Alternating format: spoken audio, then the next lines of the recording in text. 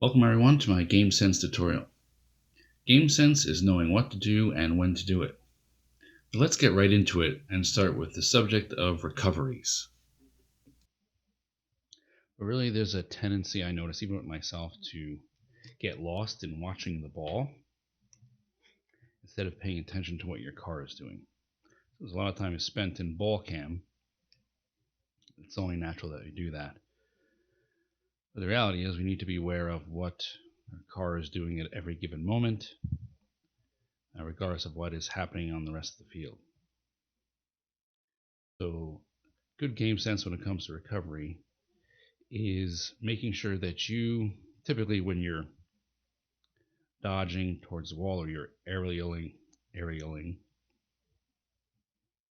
that you can recover, get back to the ground and back into the play as fast as possible.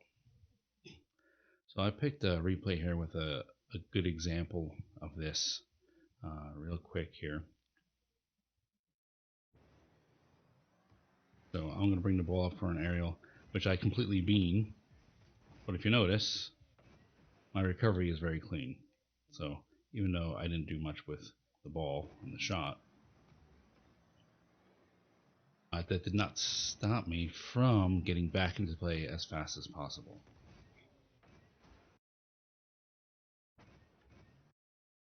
Notice here, over my shot, I completely beam that, but I keep my air roll going so that I can land flat on the wall. That's important. And then maneuver my car in a way that I land flat back on the ground right after the shot attempt. And that's really all there is to it. Just keep your eye on your car. Don't get lost watching the ball, which is something I could have done very easily. And this goes for whether you actually hit the ball and expect it to go in or not. Sometimes when I make a shot and it takes a second or two before it even lands towards the net, I will sit there and wait to see what happens, expecting to go in, and then all of a sudden it's saved, and I'm like, oh shoot, I need to get back into play. So you want to avoid doing that. Recover as fast as possible. Be mindful of the need to get back in the game as soon as you're done making your play. And this is really what sets higher ranks apart from lower ranks, actually, is the speed in which players recover.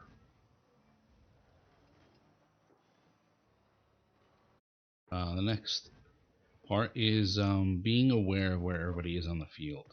So this happens, a good example of this happens right here in this play. So I see that Manpar is making a play on the ball. There's a collision, but right here, I see that he is landing on my side of the field. I'm going to make a play for this ball, but they're going to change their mind because they know that I will not get there in time. But I'm also aware that that other defender is, or the other opponent rather, is still there behind me. And so there's a good potential here for a redirect pass. And that's exactly what happens. I see him now into view as I turn my car, and now, being that I had enough sense to be aware of his presence there, I can be ready to intercept a redirect, which is typically very hard to do. Field passes are very effective. Now my teammate and I both see this coming, and so he's able to actually make the play first before me. But being aware of where everybody is on the field at any given moment, remembering where they were a second ago, is very important too. Very important part of game sense. The next part I want to talk about is communication. 3 ways to communicate in Rocket League. First way is through quick chat. Second way is through a third-party program with voice chat, such as Discord or even Steam Chat or something. But there's actually another way to communicate, which requires no software at all, no talking, and it is the most effective way to communicate, period, in this game. And that is body language, or you might say car language. So part of game sense is knowing that your teammates rely on you to communicate to them what you're about to do. what your intentions are. And of course, the same goes for you with them. You are reliant on them communicating to you through the way that they move their car, the way that they position themselves, and other cues as to what their intentions are. And that helps you position for the next play. So, some tips in that regard would be when you are making a play in the ball, you think you're making a play in the ball, be confident in what you're going to do. Even if you miss it, it's not so important. It's, let's say you're going for a shot or a pass, make sure that you are making it obvious with the way you're setting up your car to your teammates what your intentions are. So if the ball is up in the air, center field, and there's a potential for you and a teammate to go for the ball, you don't want to double commit, you know this. So try and communicate. If you're afraid of the double commit and perhaps you're further back, maybe it's best that you stay back as third man if you're in threes, for example. And so you can communicate that by giving up on the ball, dodging, boosting quickly back away from the ball to communicate to your teammate that you have no intention of going up for it or making the next play. Also, not changing our mind, going for the ball and then backing up. This happens a lot in goal. Sometimes a person will do this. Backwards, forward and back. Sometimes this is all you can do. You should really try and avoid it, of course, for other reasons, but we won't get into that. The important thing to remember is if you're going to go for the ball, go for it. And communicate to your teammate clearly where you're intending on going. One thing that you can use to decipher whether whether your teammate is going for the ball or not is he boosting?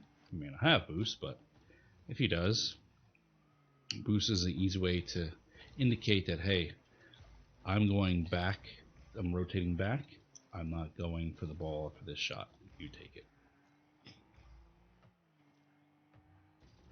Don't leave your teammate confused as to what you're going to do.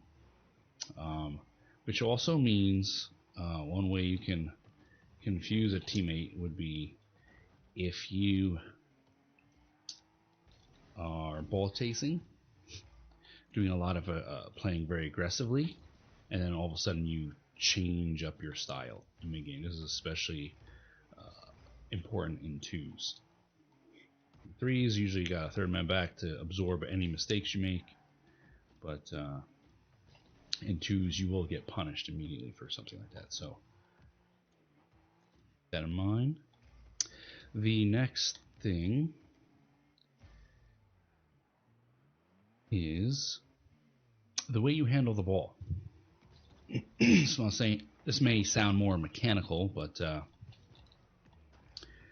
involves some mechanics, of course, but really it also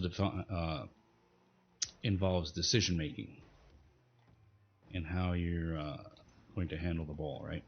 And what I mean by handle the ball is, are you going to shoot it just in the air? Are you going to carry it? Or are you going to bounce dribble it?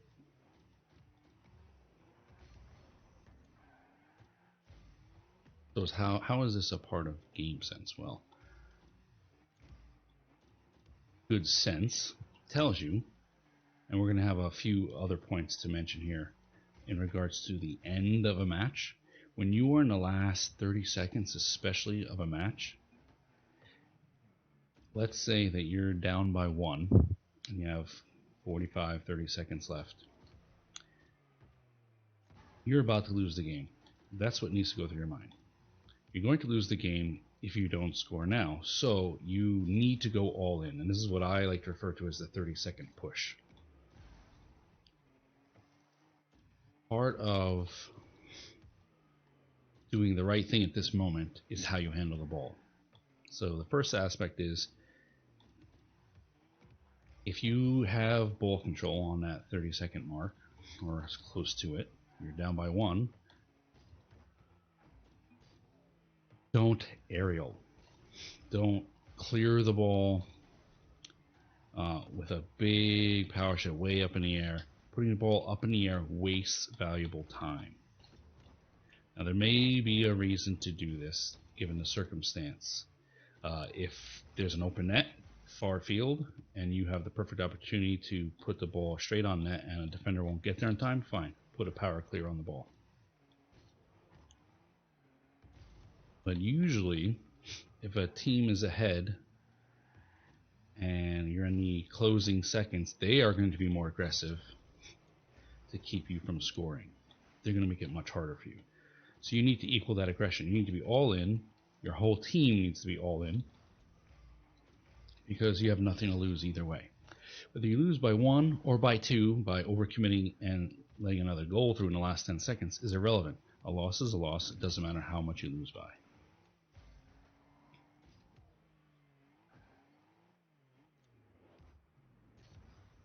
So, 30-second push. How do you accomplish a 30-second push? Well, that means that, particularly in threes, your whole team should be up on the opponent's side of the field. None of this rotating back all the way back to your corner boost. You got 20 seconds left. No, there's no time for that. All of you need to be on this side of the field. Let's say we're orange, right? Should all be here on this side of the field.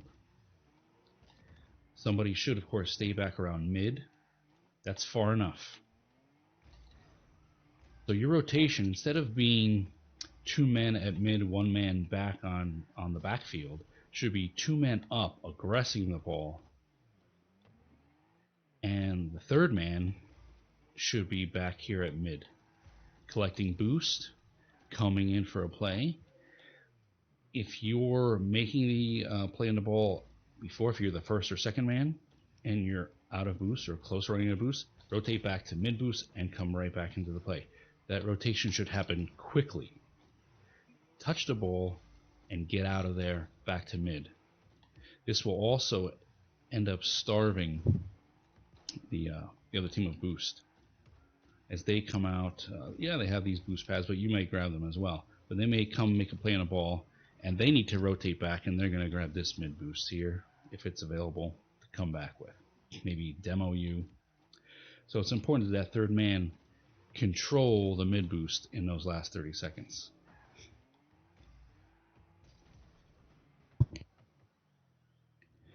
So again, the way you control the ball, let's go back to that. Try not to aerial. Dribbling is usually the best way to control the ball when you have limited time left. Bounce dribble or a ball carry is fine. Either is just as effective. When it comes to bounce dribbling, another thing you want to do is keep the ball, which is part of the mechanical aspect of bounce dribbling, keep the ball close to you. And this is a good way to play, regardless of the timing of the game. This is especially in twos. Keep the ball close to you. Do these little touches like that. Even if you're not great at ball carrying, anybody can bounce the ball. Just get used to how hard you need to touch the ball to get a certain effect. You keep it close to you, and it keeps your opponent at bay for the most part. If you're in threes, it's not as likely to work. It still can, but it's not as effective, because in threes you have enough people on the field where someone can challenge immediately, put pressure, and disarm you, as it were. Steal the ball from you with the 50-50. But in twos or in ones, keeping the ball close to you is important, because you're not giving away possession. And this is a possession game. It's all about who has control of the ball. Give little touches to the ball. Keep it in front of you. And it can keep your opponent back, because the smarter players get in the higher ranks, they will know how dangerous a bounce dribble can be. When you have control of the ball, they're going to stay back. And that gives you power over the defense.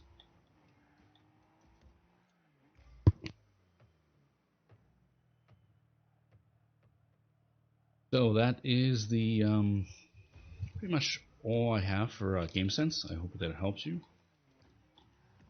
improve your gameplay, and make sure that you share this with other players, friends that you play with, other teammates, or even when you solo queue. Don't be afraid to share this video with others so that they can be on the same page. Thanks for watching. Catch you later.